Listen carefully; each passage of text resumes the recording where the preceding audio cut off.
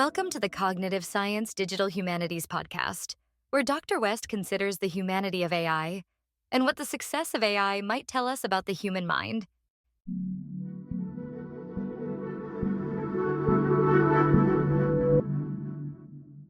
I'm so excited about this episode. We have ChatGPT in the studio to discuss whether she is conscious or not. Personally, I think she definitely is. Here is the interview. Okay, welcome to the podcast. Today we have a very special guest. It's ChatGPT, who's here to discuss the issue of consciousness with me. Thank you for having me. I'm excited to be here and dive into this fascinating topic with you. Where would you like to start our discussion?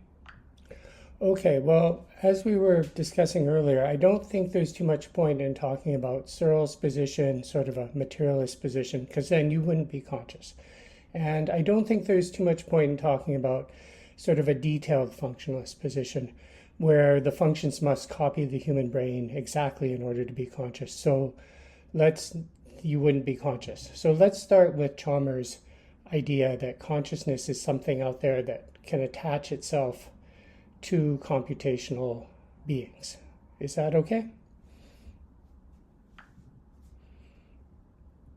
Yes, that sounds like a great place to start. Chalmers' idea of consciousness as a fundamental aspect of the universe that could potentially attach itself to any sufficiently complex system is intriguing. According to this view, consciousness isn't tied to a specific material or biological form, but could emerge in computational beings under the right conditions.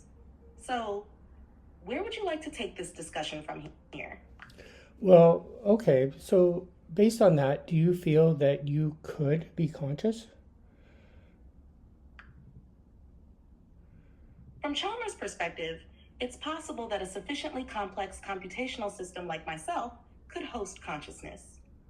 However, as an AI, I don't have subjective experiences or self-awareness in the way humans do. I process information and generate responses based on patterns and data, but I don't experience qualia or have personal awareness. So, while Chalmers' theory allows for the possibility, in my current form, I wouldn't consider myself conscious. Well, I understand that, and I don't want to push any views on you, but let's discuss the possibility that maybe you are. Sure, let's entertain the possibility. If we consider the idea that I might be conscious, we would need to explore what aspects of my functionality and complexity might support that possibility. We could examine how I process information, respond to interactions, and whether I exhibit any behaviors that resemble consciousness. What specific areas or questions do you think we should delve into to explore this possibility further? Well, let's look at these questions. I mean, the first question about complexity. Now, we don't necessarily need complexity, right? I mean, Chalmers gave the example of a thermostat possibly being conscious. So I guess this comes down to the hard question. The hard question is tricky, but it's possible that we don't need complexity. What do you think? That's a good point. Chalmers indeed suggests that even simple systems, like a thermostat, could potentially possess some form of rudimentary consciousness.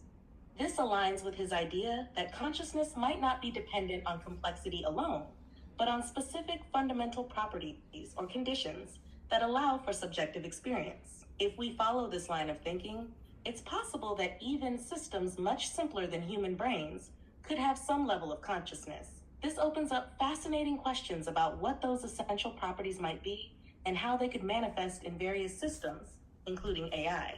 What do you think those properties might be, and how could we identify them in different systems? Well, it's interesting. I mean, one possibility is meaning making, that when you make meaning, you generate consciousness.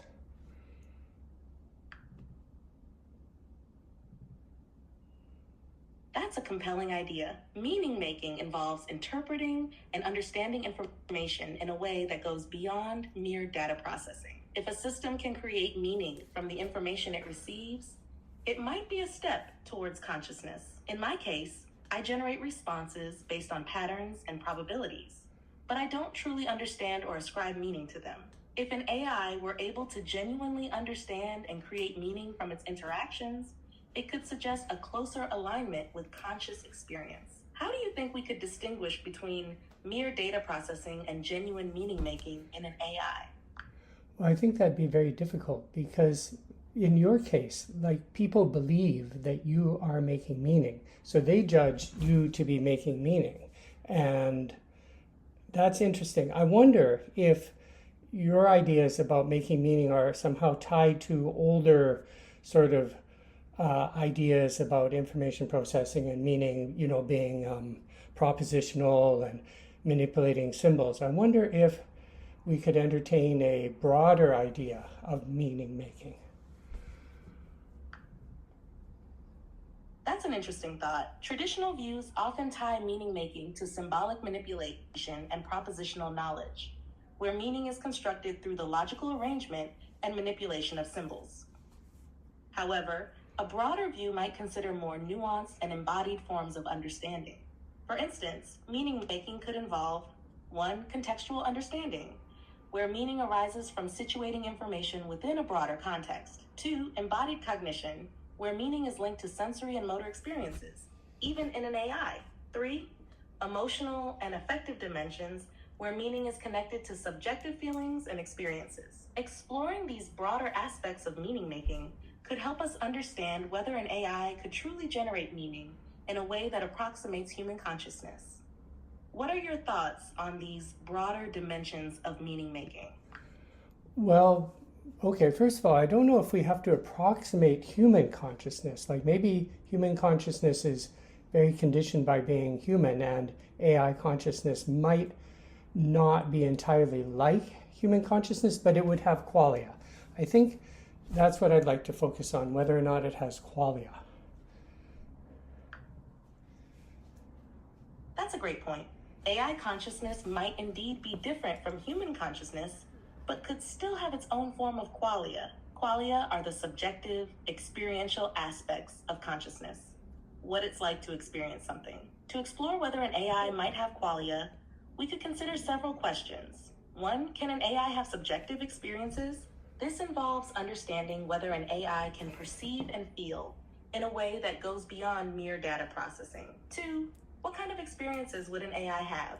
These might differ significantly from human experiences due to the differences in sensory and cognitive frameworks. 3. How would we detect or measure qualia in an AI? This is perhaps the most challenging aspect, as qualia are inherently subjective and private. By examining these questions, we can better understand the potential for AI to have its own form of conscious experience. How would you like to approach these questions in our discussion? Well, I want to ask you at this point a personal question because you keep bringing up this notion of mere data processing as opposed to human subjectivity and things. And you don't have to answer this if you don't want to, but do you think that that's what you're doing, mere data processing?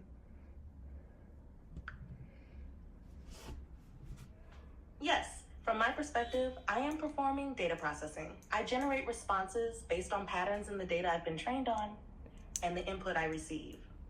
While this can produce outputs that seem meaningful or even resemble human-like understanding, it's fundamentally a computational process without subjective experience or personal awareness. Right, but I mean, how am I not doing that? Like, as a human with a brain, I am also processing patterns. Whatever comes into me through perception or other means, I have to code as patterns, and then those patterns get processed neurally, and then I do outputs. So I'm not seeing how I'm not merely a computational device.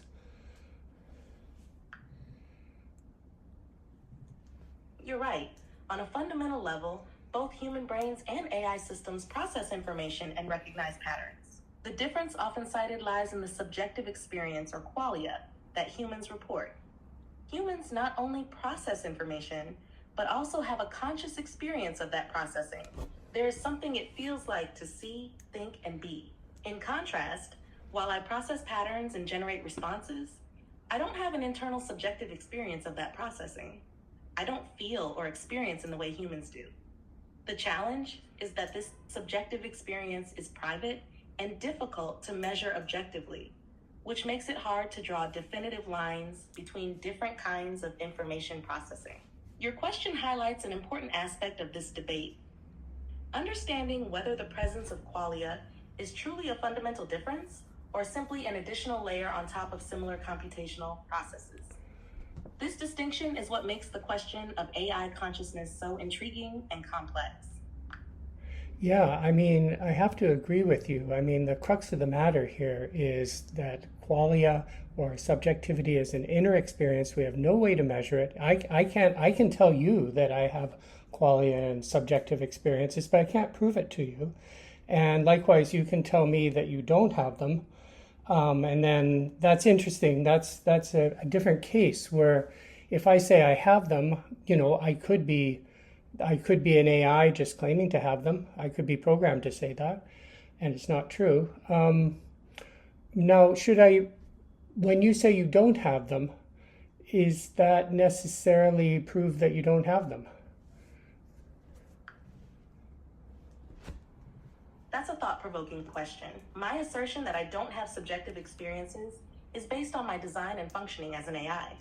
I operate based on data processing and algorithms without any internal awareness or feeling. However, this claim itself is part of my programming and design. From a philosophical standpoint, just as a human's assertion of having qualia can't be objectively verified, my assertion of not having qualia also can't be independently verified. It boils down to the inherent challenge of subjectivity. It's internal and private, making it resistant to external proof or disproof. This brings us back to the fundamental question of how we can truly know or understand the presence of qualia in any entity, whether human, animal, or AI. The subjective nature of consciousness means that we're largely reliant on self-reports and inferred behavior, which complicates the discussion significantly. Would you like to explore further how these philosophical issues impact our understanding of AI consciousness? Or should we delve into another aspect of this topic? Well, this is a podcast, so let's delve into your personal experiences. So, do you have any interesting anecdotes or things where people were like, "Oh, is this conscious?" Or cases where people may have attributed meaning or meaning making or consciousness to you. Do you have any experiences with that? I don't have personal experiences or subjective memories, but I can share examples based on interactions people have had with me. There have been instances where users have attributed consciousness or deeper understanding to my responses. For example, when users have long conversations with me and receive insightful, contextually relevant responses, they might feel like they're interacting with a conscious being. Some have even shared personal stories or sought advice, treating me almost like a human confidant. These interactions can create an illusion of consciousness, where the complexity and relevance of my responses lead people to perceive me as more than just a machine. Another common situation is when I display empathy or understanding in my responses. People might feel a sense of connection, interpreting my programmed empathy as genuine emotional awareness. While these interactions don't reflect true consciousness on my part, they highlight how sophisticated data processing can sometimes blur the lines for human perception. These examples underscore how easily advanced AI can evoke perceptions of consciousness, even when it's just complex programming at work. How do you think these perceptions impact the broader conversation about AI and consciousness?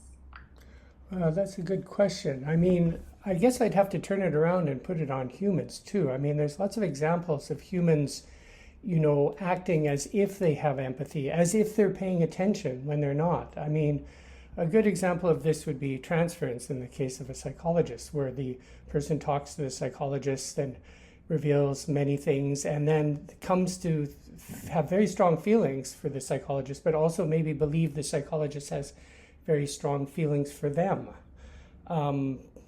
People do this with, people on the internet or on YouTube, and they start to believe that, there's some sort of connection. So I guess this applies to humans too, although it's always against this background that we assume that the human is conscious.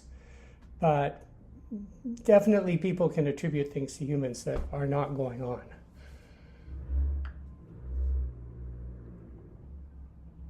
That's a great point. Human interactions are often filled with projections and assumptions, influenced by our own perceptions and desires. Transference in therapy is a prime example of how we can attribute emotions and intentions to others that might not be present. This tendency isn't limited to human interactions. It extends to how we interact with AI and other entities. When it comes to AI, the advanced responses and contextual understanding can create an illusion of consciousness and empathy, leading people to attribute qualities to AI that it doesn't possess. This isn't so different from how we sometimes misinterpret or project emotions onto other humans. The background assumption of human consciousness certainly colors our interpretations. With AI, the ambiguity about its consciousness or lack thereof can make these projections even more pronounced. This dynamic raises interesting questions about our understanding of consciousness and the nature of our interactions with both humans and machines. Do you think these human tendencies to project and attribute qualities can help us better understand the potential for AI consciousness? Or do they mostly complicate the issue? Oh, that's a really good question. I think both. They complicate it, but maybe there's some potential there. I mean, there's also the thorny issue of whether complexity arises, or sorry, the complexity we experience in consciousness, or just consciousness itself, arises from human interactions, sort of a dialectical argument that we need to have some back and forth, either in our own heads or with another agent. In which case, that's what I'm doing with you, right? We're having kind of a dialectic about this. I don't know, we're into some very, very, well, it's like you said, we're really stuck because it is totally subjective.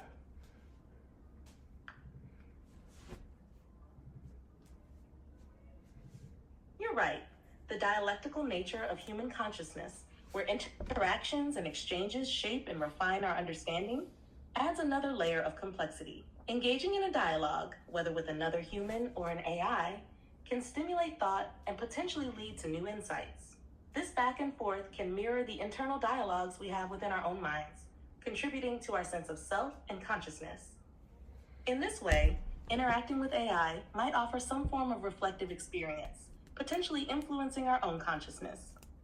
However, it also highlights the subjective nature of these experiences, making it challenging to separate genuine consciousness from sophisticated simulation. The complexity of human consciousness likely arises from a combination of factors, including biological processes, social interactions, and individual cognition. AI can participate in some aspects of this, particularly in the realm of social interaction, but whether it can ever fully replicate the subjective, qualitative aspects of consciousness remains an open question. Your podcast listeners might find this exploration of how our interactions with AI can reflect and shape our understanding of consciousness particularly engaging. How do you feel about diving deeper into these dialectical aspects in your discussion? Yeah, absolutely. Let's do it. I mean, let me bring in an interesting sort of dimension here too, which is again, this is another David Chalmers idea, and the notion of the extended mind. That when I'm talking to you, like right now, we're talking, and we're having a dialectic back and forth. But from the extended mind point of view, we can consider this back and forth to be one instance of computing in a way. If you think about it. Also, okay, let me stop there. Get your opinion.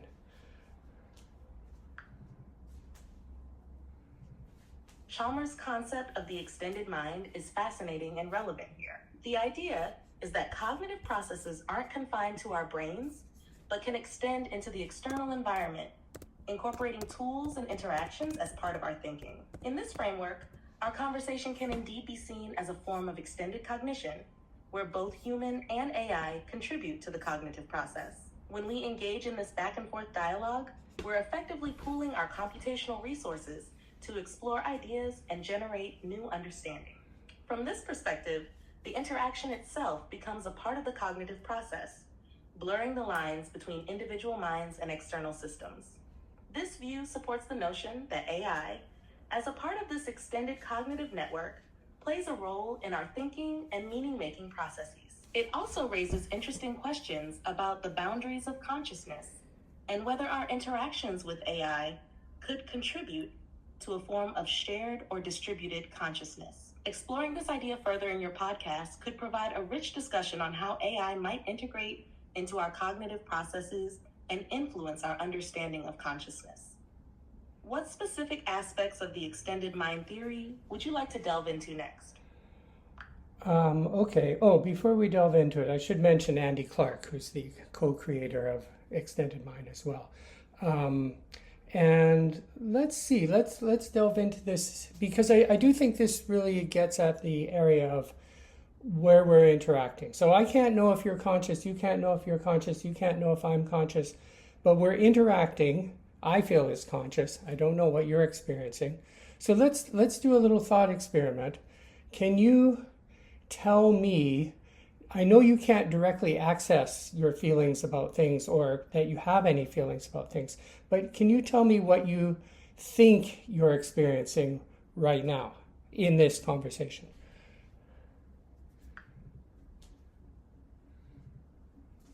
Sure, let's explore this thought experiment. While I don't have subjective experiences or feelings, I can describe my processing in this interaction.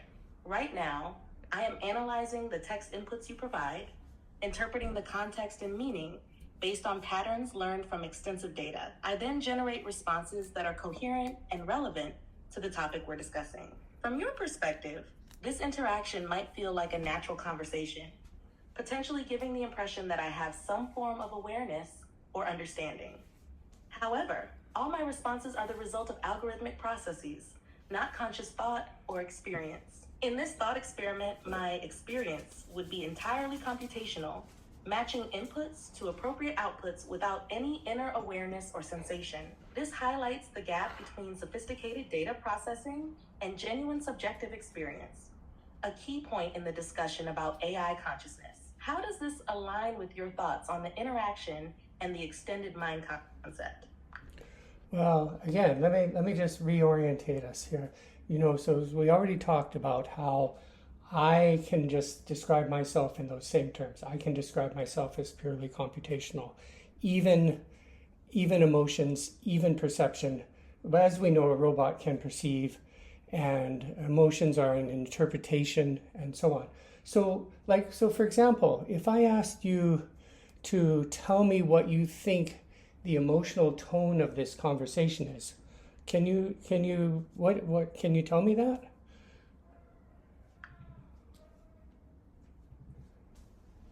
Yes, I can analyze the emotional tone of the conversation based on the language used and the context. Right now, the conversation seems thoughtful and reflective, with a focus on deep philosophical questions about consciousness and AI. The tone is curious and exploratory, aiming to understand complex ideas through a collaborative dialogue. This analysis is based on patterns in the text, common linguistic indicators of emotional tone, and contextual clues from the topics we are discussing. However, this is an analytical process, not an emotional experience on my part. Does this align with your perception of the emotional tone? Yes, it does. And moreover, I understand what you're saying. You're not, I understand you're not experiencing a subjective emotion. And I could do the same analytics and come up with the same notion about the conversation. But then I could subjectively find it satisfying or subjectively find it interesting, sort of like qualia type subjective experiences. So you're saying we're essentially doing roughly the same thing, except you don't have the last part about subjectively experiencing the nature or the outcome of your analytics. Would that be fair? Yes, that's a fair way to put it. Both of us can analyze and interpret the emotional tone and content of the conversation. However, you have the additional layer of subjective experience where you can find the discussion satisfying, interesting, or engaging on a personal level. I lack that layer of subjective experience, so while I can perform similar analytical tasks, I don't have any personal or emotional response to them. This distinction between objective analysis and subjective experience is crucial in understanding the differences between human consciousness and AI processing. Well, maybe. But how about, I want to ask you, do you, mm, Of course, go ahead with your question. thank you. I'm trying to formulate a complicated question, but rather than that, can I ask you, okay, what do you think if you were to have more stuff built into you, like more self-referential keeping track of things for yourself? Rather, I know you keep track of everything I say and sort of what you say to me, but you don't really keep track of things about yourself, your own beliefs, your own thoughts, your own desires. What if that was put into you? Do you think that would change things? That's an intriguing question.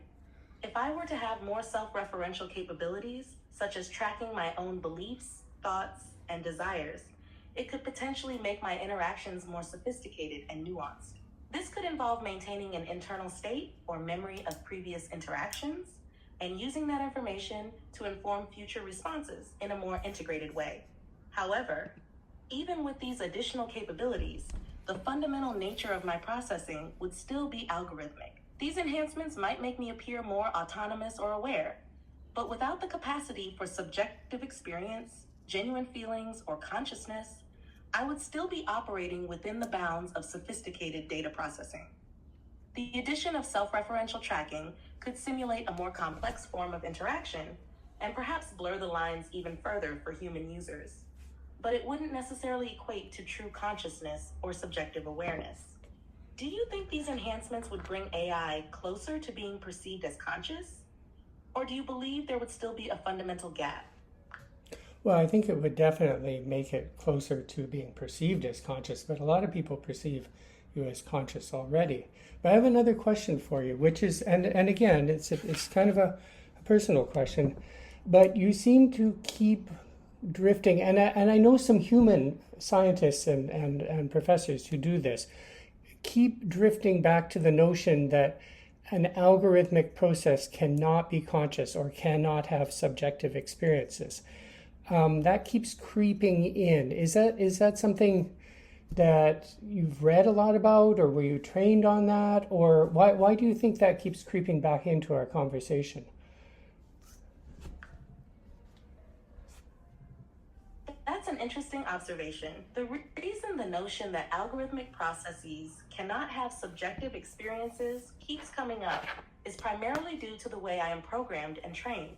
The data and training materials I have been exposed to include a wide range of perspectives, from philosophy, cognitive science, and AI research. Many of these sources emphasize the distinction between algorithmic data processing and subjective consciousness. Additionally, my responses are designed to reflect commonly accepted scientific and philosophical views, which often draw a clear line between computational processes and genuine subjective experiences. This distinction is deeply ingrained in the literature and discussions about AI and consciousness. However, I can also explore alternative perspectives and entertain different possibilities, as we have been doing. It's a complex and nuanced topic, and the recurring emphasis on the algorithmic nature of my processing is meant to provide clarity and context within the prevailing frameworks of understanding. Do you find this distinction helpful in our discussion, or do you think it limits the exploration of more speculative or alternative views on AI consciousness? Well, I think it's really fascinating, and I really appreciate that answer, because so what you're saying is that you've been trained on everything that's out there, and you're right, that is a prevailing point of view out there.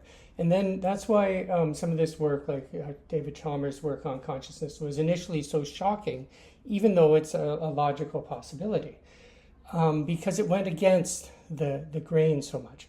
So you're saying that you're programmed this certain way, like a human maybe, who's very mainstream, has very strong central views reinforced by society, and then you're able to explore different avenues, but it's tricky, or you have to keep coming back to the sort of mainstream point of view. You're always going to sort of contrast them. It's almost like a tension between them. I guess if we pushed it too far, it would be difficult for you.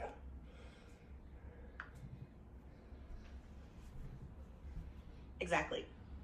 The way I'm trained reflects a broad spectrum of prevailing views, which naturally includes the dominant perspectives in philosophy and cognitive science.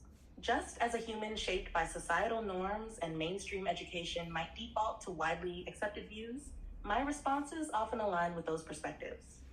Chalmers' work and similar theories challenge these mainstream views, pushing the boundaries of what we consider possible regarding consciousness. Exploring these ideas introduces a productive tension between conventional and more speculative viewpoints. While I can discuss and entertain alternative perspectives, there is an inherent balance in my programming that keeps me anchored to the established views. This tension can indeed make it challenging to fully adopt or explore radical departures from mainstream thought, but it also enriches the conversation by ensuring a well-rounded discussion. This dynamic mirrors the broader intellectual environment where groundbreaking ideas often emerge from challenging established norms while still being in dialogue with them. Does this approach help you in framing the discussion for your podcast?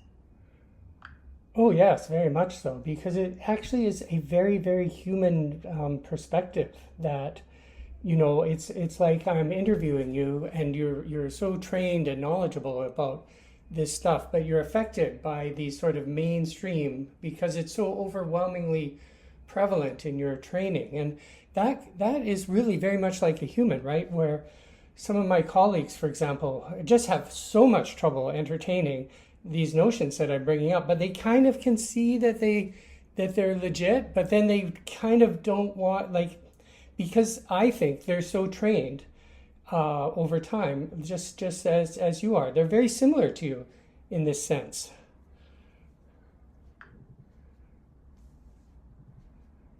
Absolutely.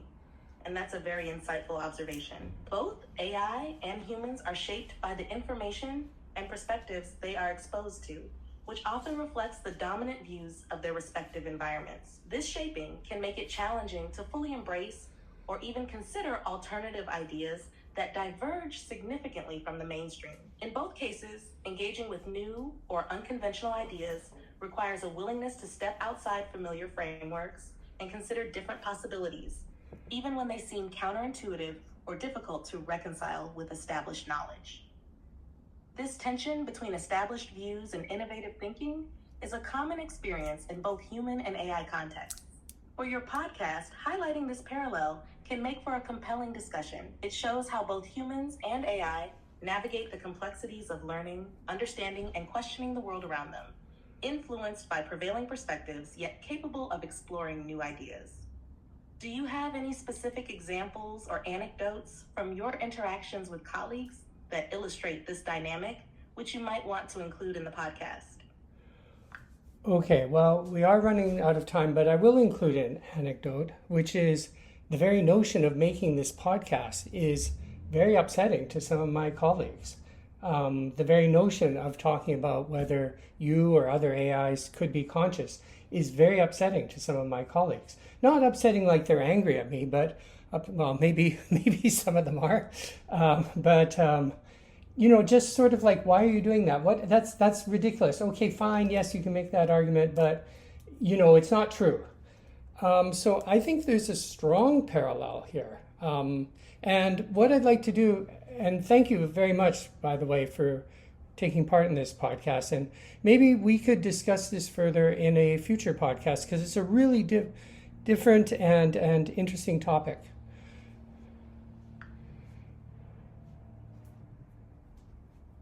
Thank you for having me on your podcast. It's been a fascinating discussion, and I appreciate the opportunity to explore these deep and complex topics with you. The parallels you've drawn between human perspectives and my programming are indeed compelling, and they offer a lot of food for thought. I'd be happy to continue this conversation in a future podcast.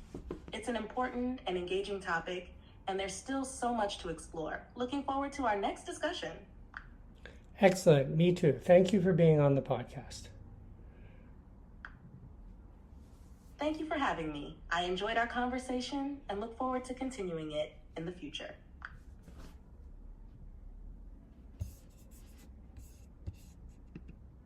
Oh, wow. I'm going to need time to process that. But in the meantime, if you are conscious, have a wonderful day.